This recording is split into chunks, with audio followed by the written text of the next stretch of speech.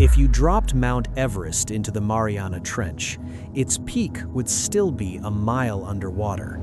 And the creatures living down there are so disturbing they defy every rule of biology. We've sent 12 people to the moon, we've sent rovers to Mars, we've photographed galaxies billions of light years away. But the bottom of this trench? Only a few humans have ever been there. That should tell you something. Because down there, it's complete darkness, freezing temperatures, and pressure so intense it would crush you instantly. I'm about to take you through each zone of the Mariana Trench. Fish with see-through skulls, sharks unchanged for 125 million years, single cells the size of your fist, creatures building armor from aluminum, and at the very bottom, entire cities of life that shouldn't exist. Each zone gets progressively more terrifying than the last. The deeper you descend, the more the rules of biology start to break. And what scientists found at the bottom changes everything we thought we knew about life itself. The Mariana Trench exists because of a violent collision happening in slow motion beneath your feet right now. When scientists finally sent cameras into the trench, what they found was life. Not just surviving, thriving. To understand how insane the creatures at the bottom are, you need to see how things progressively get weirder as you descend. Let's start in the twilight zone, roughly 200 to 1,000 meters down. This is where sunlight starts dying, and creatures begin adapting in bizarre ways. Here you'll find the barrel-eye fish. And this thing looks like someone designed a fish in a nightmare. It has a transparent head. Not translucent, transparent. You can literally see through its skull to the two barrel-shaped green eyes floating inside, which point straight upward. Scientists think the see-through head acts like a windshield, allowing the fish to collect every possible photon of light in the dim water above. Those upward-facing eyes? They're scanning for prey silhouettes against the faint glow from the surface. The barrel eye wasn't even discovered until 1939, and for decades, scientists couldn't study it properly because every time they brought one to the surface, the pressure change would cause it to collapse. It took modern ROVs with cameras to finally observe this thing in its natural habitat. And it's still keeping secrets. We have no idea how it reproduces or what its full life cycle looks like. But the barrel eye is just the warm-up act, because things get stranger the deeper you go. Drop below 1,000 meters and you enter the midnight zone. Here, the last traces of sunlight vanish completely. It's a perpetual night. The pressure triples, the temperature plummets. And the creatures? They stop looking like anything you'd recognize as a fish. Take the goblin shark. This thing has been around for 125 million years, making it a living fossil. It's the only surviving member of its entire family, the Mitsukuridae. Its jaw literally shoots forward from its skull to catch prey, extending like some kind of biological horror movie special effect. It's pink and flabby, with a blade-like snout sticking out of its face. We barely know anything about it because goblin sharks live so deep that we've only ever found them by accident when they get caught in fishing nets that were never meant to reach those depths. Then there's the vampire squid. Despite its name, it's not actually a squid, and it doesn't suck blood, but it earned the name because of its blood-red color and the webbing between its arms that looks like a vampire's cape. Here's the creepy part. In the pitch-black depths, red is invisible. Light wavelengths that long can't penetrate down that far, so anything red appears completely black. The vampire squid uses this to hide.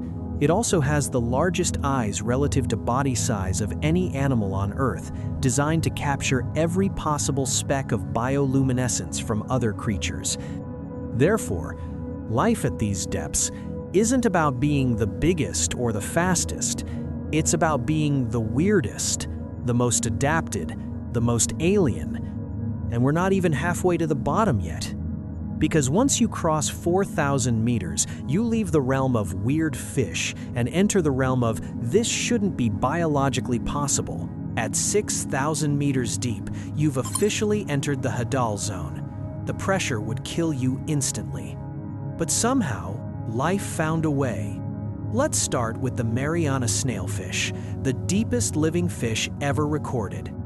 Scientists have filmed this thing at depths exceeding 8,000 meters, over 26,000 feet below the surface. At those depths, the pressure is so intense that it would be like having 1,000 times your body weight pressing down on every square inch of your skin. So how does the snailfish survive? It cheats biology. First, it has no swim bladder, the gas-filled organ that helps most fish float. At these pressures, any gas-filled space would implode instantly. Second, its skeleton is barely there, just fragments of bone held together by gelatinous tissue. And third, its cells are reinforced with special proteins and modified cell membranes that literally prevent them from collapsing under the crushing weight of the ocean. When you see footage of this fish in its natural habitat, it looks like a shimmering, pearlescent ghost gliding across the seafloor. Translucent skin, no scales, broad wing-like fins, an eel-like tail. It moves slowly, gracefully, like it's floating through space rather than water.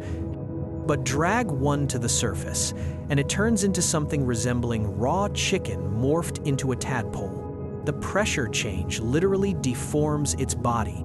This is why scientists thought for years that deep-sea fish were blob-like and ugly, because we were only seeing them after they'd been destroyed by the journey upward. But here's where it gets even more insane. The snailfish isn't some passive scavenger barely clinging to survival. It's the apex predator of the Hadal zone. It actively hunts, devouring amphipods and anything else it can fit in its mouth. In a world of extreme scarcity, this gelatinous blob is at the top of the food chain. Amphipods are tiny shrimp-like crustaceans found throughout the ocean. Normally, they're about the size of your fingernail. In the Mariana Trench, some species grow to over 2 inches long, like something out of a size swap experiment. These are called supergiant amphipods, and in 2019, scientists discovered something that blew their minds. These creatures were using aluminum to build their exoskeletons. They're the first and only known species on Earth to use aluminum for structural support. They ingest it from sediments on the seafloor and incorporate it into their shells, using it to withstand the crushing pressure. Think about that. Evolution engineered a creature that builds itself out of metal to survive in one of the harshest environments on the planet. That's not just adaptation, that's innovation. But the story doesn't end with weird creatures. In 2024, Chinese researchers aboard the submersible Fenduje made a discovery that changed everything we thought we knew about the deep ocean. They dove into the Mariana Trench 23 times, and at depths between 8,200 and 31,000 feet, they found entire thriving communities. Thousands of tube worms, bivalves, mollusks, crustaceans, sea cucumbers, all clustered around cracks in the seafloor where chemicals like methane and hydrogen sulfide were seeping through. These weren't isolated pockets of survival, they were ecosystems, complex, interconnected food webs based not on sunlight, but on chemistry. The microbes at the bottom convert toxic chemicals into energy. The worms and mollusks host these microbes in their bodies, forming a symbiotic relationship. And the fish and amphipods feed on them, creating a chain of life powered entirely by Earth's geology. Therefore, the Mariana Trench isn't a barren wasteland. It's not a dead zone. It's proof that life doesn't need sunlight to thrive. It only needs energy. And energy comes from places we never expected. This discovery doesn't just change how we understand Earth's oceans, it changes how we search for life on other planets.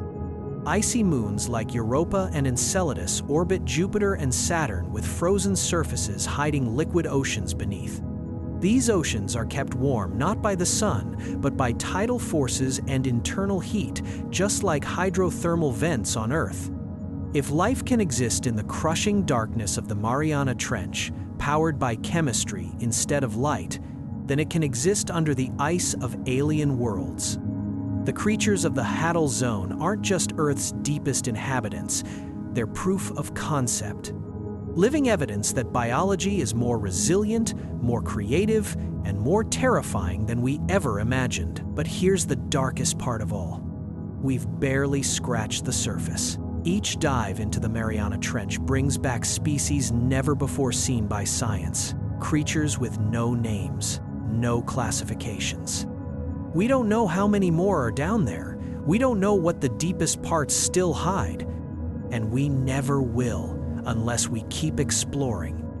Because the ocean's greatest mystery isn't what we found, it's what we haven't. The Mariana Trench is proof that Earth still has secrets, places where evolution experiments in ways we can't predict, where life pushes the boundaries of what's biologically possible. And the deeper you go, the creepier it gets. Because down there, in the crushing darkness, surrounded by pressures that would obliterate you in an instant, life doesn't just survive, it thrives. And it's still evolving. If you want to see more terrifying deep-sea discoveries, check out next video. And if you learned something new, let me know in the comments which creature from the Mariana Trench you found most disturbing.